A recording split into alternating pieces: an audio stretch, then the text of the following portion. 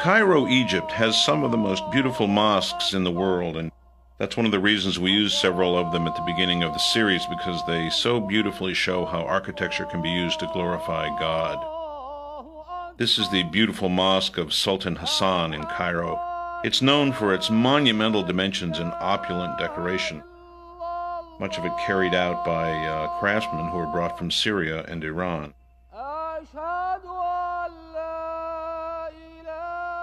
Often when filming these mosques, we put a human figure in the shot in order to give it scale, to show how grand the place is. Here we're using a jib and a very wide lens to take in this whole tremendous space.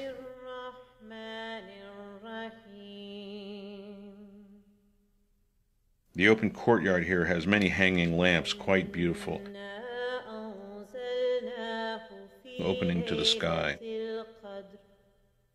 This is the Mosque of Ibn Tulun. It's a much older construction.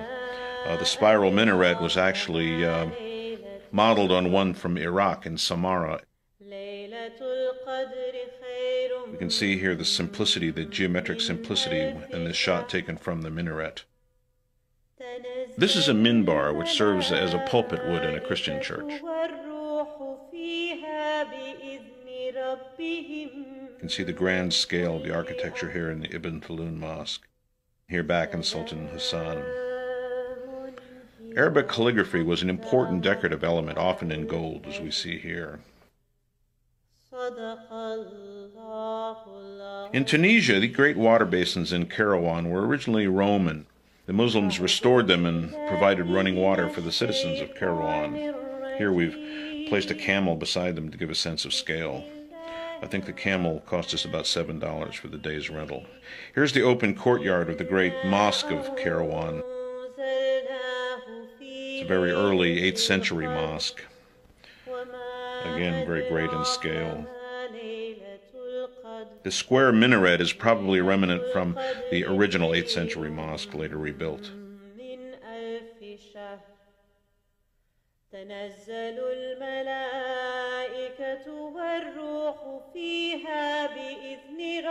This is the great mosque of Damascus, the earliest surviving monumental mosque in the Islamic world. It was the first mosque to have minarets and was converted from a Christian church of St. John. It became the architectural model for mosques all around the world, and eventually was given a shrine to the head of John the Baptist. Here we're inside the great Suleymaniye Mosque, built for the Sultan Suleiman the Magnificent in the 16th century. The Ottoman architect Sinan's greatest work, really the finest example.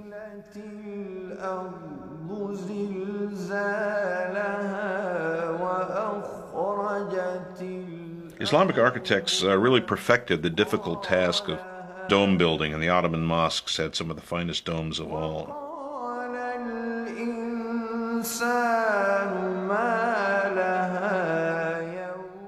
The domes were often topped off with a beautiful gold ornament,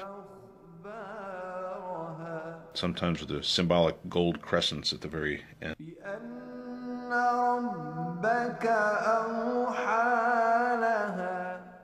Here we see the Hagia Sophia, once a great church, and became a mosque with the conquest of Constantinople by Mehmet, the great Ottoman Sultan. It was originally built by the Byzantine Emperor in the 5th century. Here again, the great architect Sinan used it as a model for the Suleymaniye. The interior spaces are magnificent. It was originally the largest enclosed space in the world.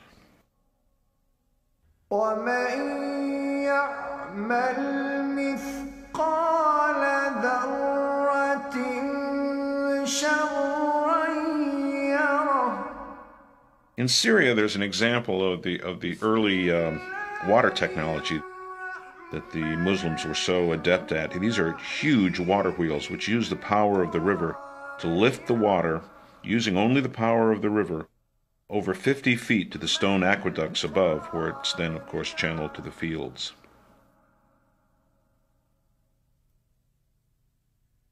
وَمَا This is the beautiful Alhambra in Granada, Spain, the oldest surviving example of a medieval palace. When we see it now in its restored state, it's hard to believe that by the 19th century it had fallen into almost complete ruin and was being inhabited by gypsies. When it was discovered and written about by the American Washington Irving, it became a romantic tourist attraction for Westerners even before it was restored. It's a magnificent example of detail in its fine craftswork.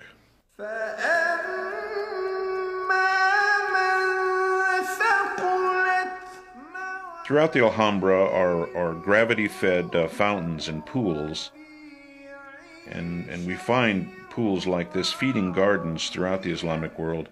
The images of greenery and water were very important and are used in the Quran in images of paradise. The Islamic gardens were some of the most beautiful in the world.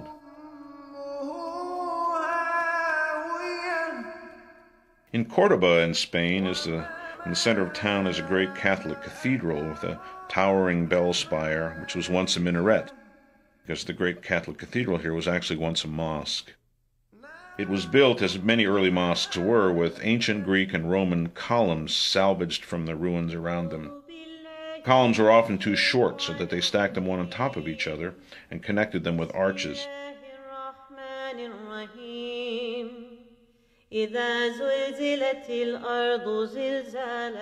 almost has the effect of a sheltering forest of trees.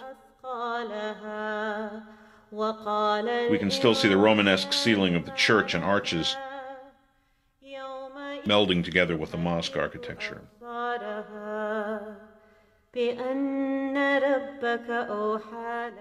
Dome of the Rock is one of the most beautiful monuments in all of Islam, and it's important to Muslims because it was believed it was from here that Muhammad ascended to heaven after a journey from Mecca on his magic horse, and while in heaven met with all the prophets, including Moses and Jesus, whom he led in prayer before returning to earth and traveling back to Mecca.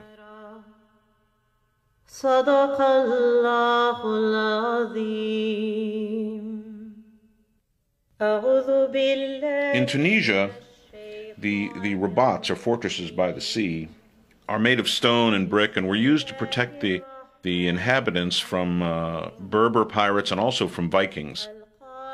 They were massive stone fortresses, often with a mosque attached, right by the shore of the beautiful Mediterranean. The Palace of 40 Columns in Isfahan, Iran, is one of the most beautiful buildings in Islamic architecture. Actually, it has only 20 columns, but when reflected in its pool, it appears to have 40. It's a great Safavid monument, and once the facade was covered with mirrored tiles. Iran is filled with beautiful mosques and monuments, many covered with beautiful tile work. The great Mosque of Yadz was built by the Mongols who converted to Islam, and it's covered in the inside and out with ceramic tile with interlocking designs.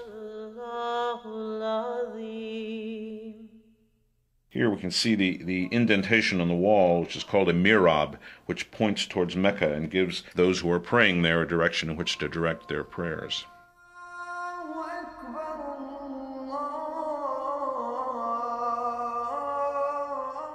Here we can see how intricate and beautiful this interlocking tile work is. The decoration is just fabulous.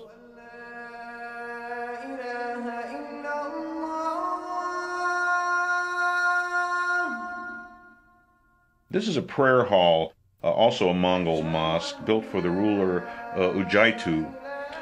It contains a beautiful carved wooden minbar and a mihrab. Minbar, of course, is like a pulpit in a Christian church. أشهد أن محمدًا رسول الله.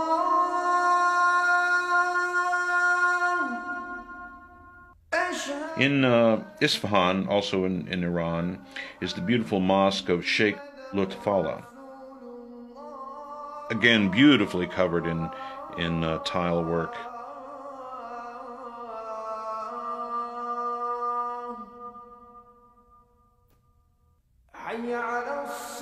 Two of its most outstanding features are the surface pattern and colored tiles, which come to full flower in the 16th and 17th century, and the quality of light which comes in through the double grills around the dome is very beautiful. Here we've added some smoke to the interior of the space so that we can accentuate the shafts of sunlight.